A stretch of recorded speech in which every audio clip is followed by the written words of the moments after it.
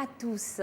La lutte contre le tabagisme qui cause 8 millions de décès dans le monde chaque année s'intensifie à travers la planète. La bonne nouvelle est que le Gabon, à l'exemple de nombreux pays, mène la lutte contre ce fléau. Au nombre des acteurs de lutte contre le tabagisme figurent des organisations non gouvernementales. Sur ce plateau d'Actu Santé, je reçois le docteur Alphonse Louma Eyouga, addictologue et président fondateur de l'ONG Agir pour le Gabon. Merci d'être là, docteur. C'est moi qui vous remercie. Je l'ai dit, vous êtes addictologue, président fondateur de l'ONG Agir pour le Gabon. Quel regard avez-vous sur tous ces produits-là qui contiennent de la nicotine? Disons que d'abord, il faut préciser que nous sommes pionniers dans la lutte contre le tabagisme au Gabon. L'ONG Agir pour le Gabon existe depuis 28 ans. Et donc, aujourd'hui, nous sommes fiers de ce que le Gabon est doté d'une loi anti-tabac. Cette loi plante le décor du combat contre le tabagisme dans notre pays. Parce qu'il y a beaucoup de pays qui n'ont pas de loi anti-tabac. Exactement. Maintenant, pour revenir à votre question, on parle de la composition du tabac et des produits dérivés du tabac. Alors, la nicotine, c'est un alcaloïde qui est toxique et qui donc tue. Et je prends un exemple, si vous prenez quelques gouttes de nicotine, vous le déposez sur la langue d'un berger allemand, et le berger allemand meurt en quelques minutes. Et c'est cette nicotine-là qui crée la dépendance tabagique. C'est ce qui fait que les personnes qui fument deviennent accros et n'ont plus ont du mal à s'en passer. Et donc, toutes les formes de tabac contiennent la nicotine, que ce soit le cigare, le tabac prisé, chiqué, la cigarette, la chicha, tous ces produits contiennent la nicotine. Et donc, c'est l'un des éléments de dépendance tabagique. Et vous l'avez dit tout à l'heure, ça fait déjà plus de 20 ans, pour être précise, 28 ans que l'ONG Agir pour le Gabon existe. Quelles sont les différentes actions que vous menez sur le terrain?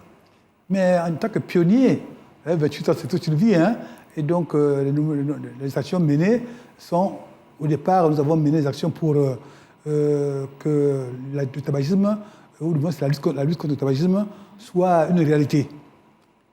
Donc il fallait d'abord aller avec l'OMS et le ministère de la Santé pour que nous puissions adhérer au CLAD, c'est-à-dire la convention cadre de lutte anti-tabac. Donc jusqu'à ce que nous puissions avoir une mouture de la loi anti-tabac qui a été donc ratifiée, promulguée et qui aujourd'hui, au niveau du cas d'application, une réalité, même si il y a des pans de cette loi qui ne sont pas encore appliqués, comme la commission de lutte contre le tabagisme, qui pourrait vraiment être un instrument de l'application de la loi anti-tabac. Donc, mais, qu'à ça ne tienne, nous sommes sur le terrain. Où ont lieu ces sensibilisations, justement, pour toucher le plus grand nombre de personnes? Mais ces sensibilisations ont lieu en milieu scolaire, en milieu du travail, en milieu jeune. Donc, parce que n'oublions pas que les jeunes sont les cibles privilégiées de l'industrie du tabac, à cause de leur naïveté, à cause de leur souvent envie de braver l'interdit, à cause de la publicité aussi, qui fait que les jeunes, si jamais une star comme vous, madame, si vous fumez, mais vous passez à la télévision, les jeunes vont s'identifier à vous et auront tendance à vous la fumer, parce qu'ils imitent beaucoup les adultes. Il y a aussi les parents, qui souvent ne sont pas des modèles, qui se mettent à fumer devant les enfants, ou qui poussent les enfants à fumer. Donc ces combats que nous menons, c'est donc en milieu scolaire, en milieu de travail, à travers les médias, aussi aidés par cela. Il faut aussi dire que nous ne sommes pas seuls. Il n'y a pas qu'à Agir pour le Gabon, nous avons des partenaires, le ministère de la Santé qui fait sa part, l'OMS qui est là, il y a d'autres ONG comme SOS Tabagisme, comme le MPS, comme Semence. Bon, ces ONG sont venues après nous, mais quand même, comme on dit, un seul doigt n'a pas la figure. Avec vous, on comprend qu'il y a plusieurs ONG qui mettent la main à la pâte, plusieurs partenaires qui font ce travail-là de sensibilisation sur les méfaits du tabac. Est-ce que vous avez l'impression, le sentiment que le message est bien accueilli par les jeunes qui représentent l'avenir de demain? Le message est bien accueilli, mais vous savez très bien que derrière le tabagisme se cachent des milliards de dollars d'intérêt. Et comme j'aime à le dire, les cigarettiers, ce ne sont pas des enfants de cœur. Comme j'aime aussi à le dire, ces gens qui fabriquent ces bombes à retardement n'ont pas de sentiment pour les gens. Ils sont obligés de...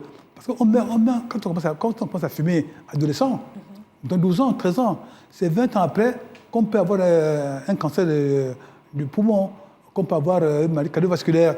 Donc, les conséquences sont perceptibles à long terme. Sont là, oui, sur la fiche, sur le kakémono que nous avons là. Est-ce qu'il n'y a pas une sorte de manque de prise de conscience observée également sur le terrain? Mais parce que d'où l'intensification des campagnes de prévention dit que, bon, si les personnes qui fument ont décidé de se suicider en fumant, c'est leur droit. Mais ils n'ont pas le droit de tuer les innocents.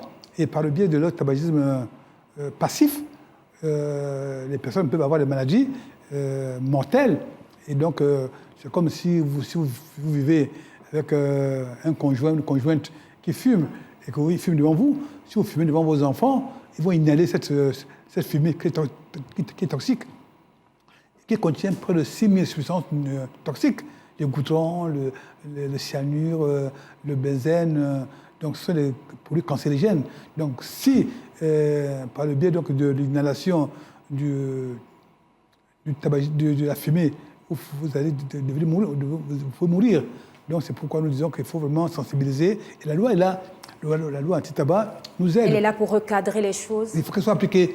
Malheureusement, il y a des gens qui pensent que la loi n'existe pas, qu'il faut comme si elle n'existait pas. D'où l'intervention parfois ou attendue des pouvoirs publics. Parce que, comme on dit, la peur de gendarme, c'est le début de la sagesse. Donc, si quelqu'un sait que son bistrot, son restaurant, sa boîte de nuit, son hôtel peuvent être fermés parce qu'il a enfreint la loi, il fera attention. Il est donc temps de sévir. Oui, d'abord, prévention, sévir, oui. Et ne pas baisser les bras. C'est bien tout ce que vous faites, on vous voit un peu partout sur le terrain en tant que président, fondateur de l'ONG Agir pour le Gabon. Est-ce que vous avez également des représentants à l'intérieur du pays pour mieux faire passer le message? Non, on a quelques-uns, on avait un projet gentil, mais j'avoue que c'est un problème de moyens financiers. Dans le combat que nous menons, que ce soit l'ONG Agir pour le Gabon, que ce soit d'autres acteurs comme SOS Tabagisme, MPS ou Semence, d'autres ONG, on n'est pas subventionné par l'État. Or, nous faisons le travail que l'État devrait faire. Et comme l'État ne peut pas tout faire tout seul, l'État a besoin de s'appuyer sur le volontarisme des ONG, sur leur dynamisme, sur leur esprit de sacrifice. Mais l'État doit pouvoir financer ce combat-là. Mais la loi anti-tabac donne un cadre qui est là. Ce cadre-là permet à l'État, à travers les impôts, à travers les taxes que l'État prélève sur la commercialisation du tabac, de financer les activités qui peuvent aider les populations.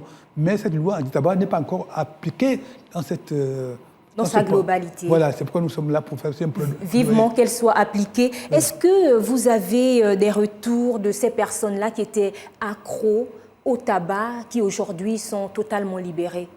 Oui, madame, ça, vraiment, sans fausse modestie. Chaque fois que nous rencontrons dans la ville, les personnes qui nous remercient, qu'à travers les campagnes que nous menons, ils ont arrêté de fumer. Sans passer par la case sévrage en milieu hospitalier.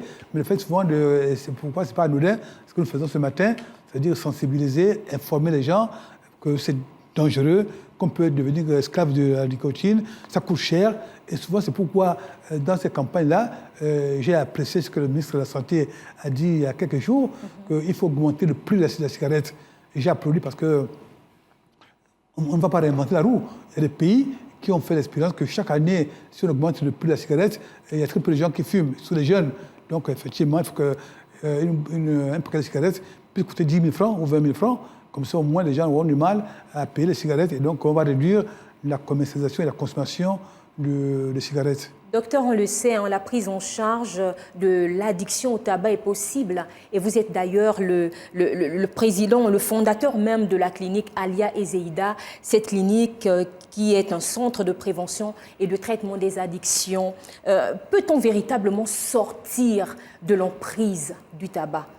Est-ce qu'il y a des cas palpables également du côté du centre de prévention et de traitement? J'ai commencé à en parler en disant qu'il y a des gens qui témoignent de cette arrêté de fumer sans pourtant passer par la case sévrage en milieu hospitalier.